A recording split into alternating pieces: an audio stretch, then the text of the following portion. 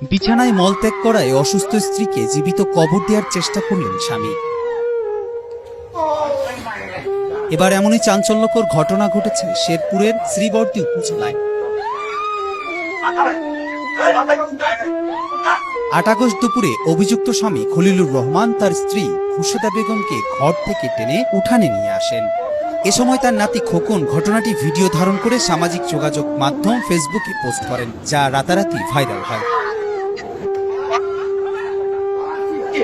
স্থানীয় সূত্রে জানা গেছে, প্রায় ৬ বছর ধরে পঙ্গুত্ব বরণ করে শয্যাশায়ী খোরশেদা বেগম। স্থানীয়দের অভিযোগ, তার স্বামী দীর্ঘদিন ধরে সঠিক চিকিৎসার ব্যবস্থা না করে উল্টো শারীরিক ও মানসিক নির্যাতন চালিয়ে আসছিলেন স্ত্রীর ওপর।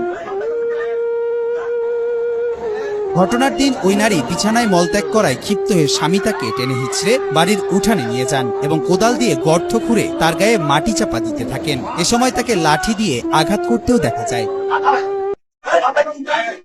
ঘটনাটি দুঃখজনক বলে ক্ষোভ ছেড়েছেন স্থানীয়রা। এদিকে খবর পেয়ে তাৎক্ষণিক টিম পাঠিয়েছেন স্থানীয় পুলিশ। লিখিত অভিযোগ পেলে আইন অনুযায়ী ব্যবস্থা নেওয়া হবে বলে জানান শ্রীবর্দী থানার ভারপ্রাপ্ত কর্মকর্তা মোহাম্মদ আনোয়ার জাহিদ।